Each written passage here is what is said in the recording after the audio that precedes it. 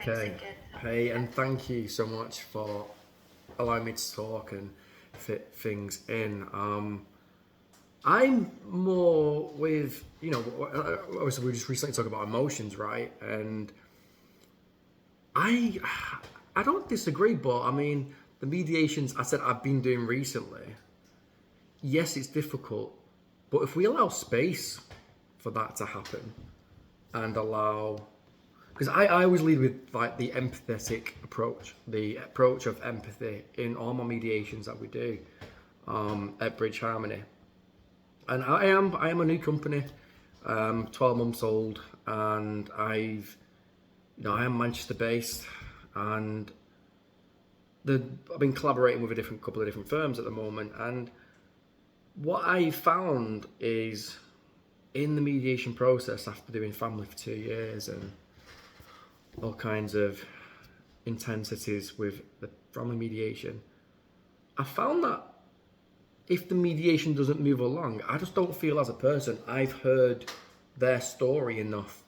They haven't really expressed themselves fully, from my view, I'd say. And I had a 5-party case last week, a workplace case, and each party was a course of 2 days, and I was quite impressed with how it came to resolution.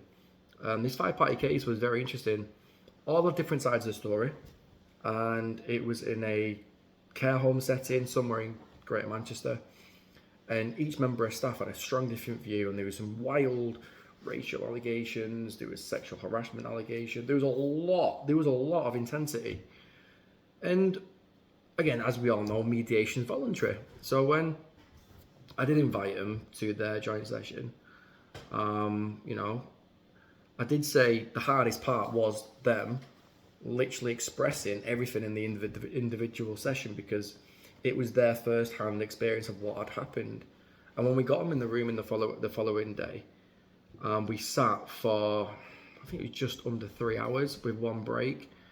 And the headway that we made after other people literally listening to that perspective of why they thought that incident happened, it was a total misconception of what they thought. And it was just because they had not had their moment to actually express how they felt in that moment. And if we go to the first stages of conflict, I've done this a lot in colleges. Where is the first stage of conflict? Is it the bag being put on the desk, or is it as soon as you walk into work? It's like, is it the funny look off?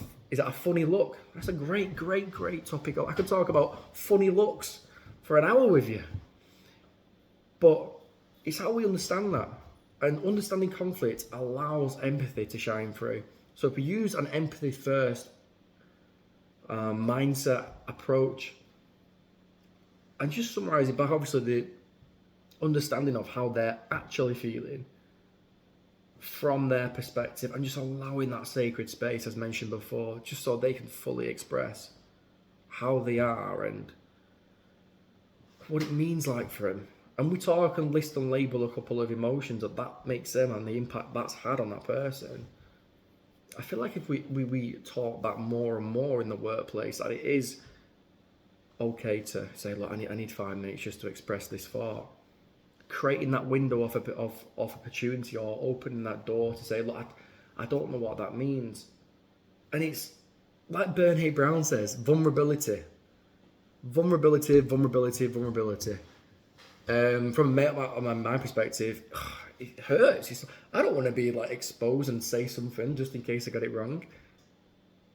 But if we introduce that into companies, that would be the strongest asset for that company, is vulnerable enough to stand forward and go, what do you think of it this way around? It's allowing that person, that individual, that worker to express themselves. Then they come into work and feel more confident that, yeah, I can express myself. I can do my job more committed. I can do my job. And imagine creating, right, just picture a culture of where that actually is, a thriving, vulnerable culture where you can express how you truly feel about the direction of where the business is going. That'd be amazing. Yeah. So I think that's where we're going, Marcus, right? That's the work that we're trying to do, and I like that picture, that goal of we're trying to create these workplaces that are comfortable expressing their feelings, right? That are vulnerable, able to learn and teach and grow from that they're able to grow from this information that we're giving them as mediators when we step in to help. So thank you. I appreciate that Thank you summary. so That was much. wonderful. Yeah. Really appreciate it. Okay, let's take 10 minutes